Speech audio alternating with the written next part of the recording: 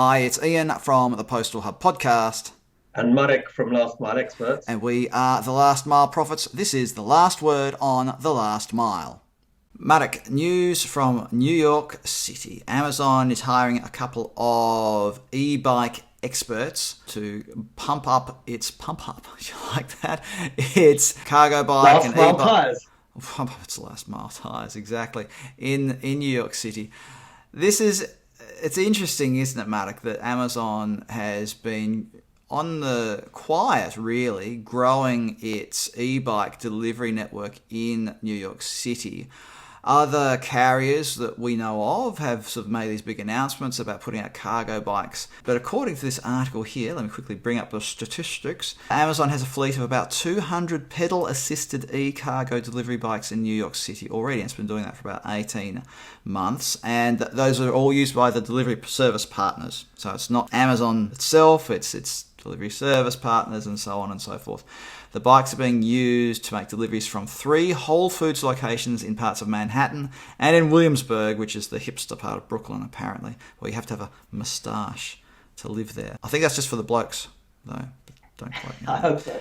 Now, each bike, and here's an interesting thing for me, and this is one of the, I don't want to call it a stumbling block for cargo bikes, but one of the things that the cargo bike proponents come up against is it says they can carry up to 45 packages. Which is pretty good, although, we need to understand what sort of packages, because I would suggest that the 45 are going to be very, very, very small packages.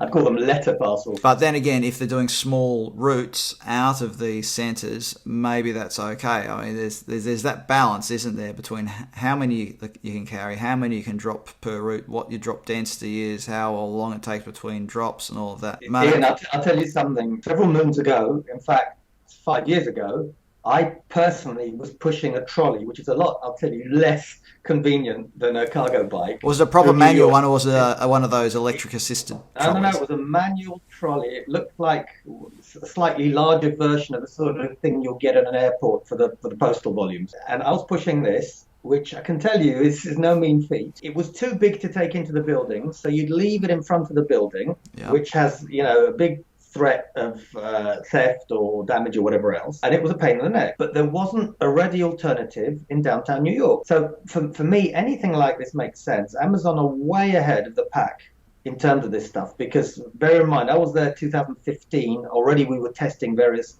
ideas, and the fact that they've hired people, fairly senior people as I understand it from Uber, etc., means they're really taking this seriously, because Amazon never does anything without a reason. If I recall correctly, some of the major carriers like FedEx or UPS, when they're delivering in New York City, they have their package vans, or whatever they call them, and then they load parcels onto a trolley to go off and do a run, as opposed to having the dedicated bikes. Whereas we know that UPS has dedicated cargo bikes operating in a number of cities in the USA and in Western Europe, at least.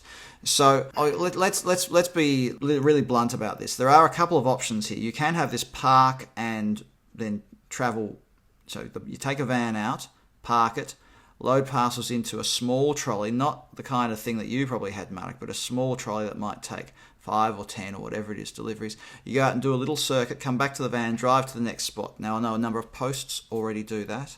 I know there have been some trials in the UK with carriers doing that, where basically the deliveries are done on foot and the van becomes like a moving mini hub, I suppose, where you're loading on, as opposed to a cargo bike, which goes out from a proper hub and does a route. In your experience, Marek, what are some of the pros and cons here? I would say probably the best is going to be a mix of all of them. And bear in mind, Amazon is quite a unique animal in the sense that they've got local stock points, because they've got their whatever we call them, dark stores or whatever else. Well, they've got Whole Foods, they've got their fulfillment centres, and they've got whatever else they've got there. Micro-fulfillment centres. So that means theoretically you can have the stock a lot closer, so that cargo bike potentially wouldn't need to go from a depot outside of town, because I think that's inefficient. Even if the thing is electrically powered and supports a driver, I would imagine probably that the best compromise would be either what we had when I was at Amazon, which is not that a van, but quite a large truck, not an articulated lorry, but a truck, would come to an area, we would load up. So there'd be maybe 15, 20 guys, then with the trolleys, now with the e-bike, meet it at that point and then go and do their route. So it becomes almost a micro depot, this truck, rather than a van that has to keep replenishing. So I think that could be one way. The other way could be using the micro depots they have in town or their retail footprint. I think it's going to be particularly important for same-day urgent stuff rather than the traditional next-day Well, stuff. one of the things that proponents of cargo bikes often put forward is their ability to navigate the narrow roads that perhaps a van might struggle with. Now, I'm not sure how narrow these roads are for a van to struggle with them. I know that in some of the older cities in Western and Eastern Europe, maybe that is the case. But in all seriousness, is that big an advantage for a cargo bike over a conventional delivery vehicle? Our friends in the bike lobby, as we call it, are going to love this. Are you ready for this, Ian? Yeah, go on. I actually think that you're not giving it enough credit for the following reason. I thought you were going to accuse me of legacy thinking. Wow. No. I actually reckon that the bikes do have an advantage, and they have two advantages. If you have a cycle path, then immediately any congestion, any traffic issues are not your problem. So, and in many European countries, you do have that. So I think that's one advantage. Even if you don't, because of the fact that the bikes are more maneuverable, if you have a jam and traffic is moving at 1 kilometer per day, then that does have a real advantage. Not suggesting that any Amazon cyclist would go onto the footpath to avoid a jam, but I'm sure they'd find ways. If you really needed to get somewhere, it's doable. So I do see an advantage. For me, it is a useful part of any urban last mile. Is it a complete solution? No. Is it an important part of a complete solution? Yes. Yeah, I think that's a great point. It can be a part of the solution. I don't think it's a binary choice. It's not that you have to have one or the other, which is sometimes how it's made out by some of the fanatics. But you know what I can see, and I can see if we now go a little bit of sort of starship thinking and so on. I can imagine two scenarios. One, my favorite one, that we're going to have a regular van, just like the brown UPS van, but it's autonomous, and then that can stop. Places, and it achieves a lot of what that bike would do. The other one theoretically could be you have a slightly bigger van that does this urban micro depot. Someone doesn't have that infrastructure.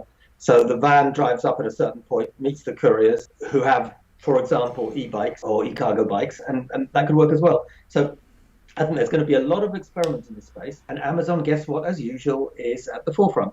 Well, they do seem to be, at least in New York City, they seem to be quite on the front foot when it comes to these e-cargo bikes. There are a lot of moving parts in all of this, a lot of factors to consider. We've sort of touched on congestion there and how that's an issue for regular delivery vehicles, their emissions, but then we've got to whatever point we are in this video, Marek, and you haven't even talked about out-of-home delivery, which is slightly concerning. I'll talk to your wife later and make sure that she checks on you. People might think I'm getting boring if I keep repeating the same thing. I've already done the sharing economy a couple of times today. So I'm not quite... For me, cargo bikes actually have a use, unlike delivery drones, which we're not going to even mention today. So interesting stuff happening there in New York City with Amazon hiring these former Uber person to bulk up their efforts in e-bike delivery. And I guess there's one we just have to keep an eye on to see how it develops. Marek Różycki, thanks for being on The Last Mile Profits today. Thank you, and thank you, everyone. I'm looking forward to a lot of comments from the cargo bike lobby. Keep it civil, people. Thanks, everyone. Bye.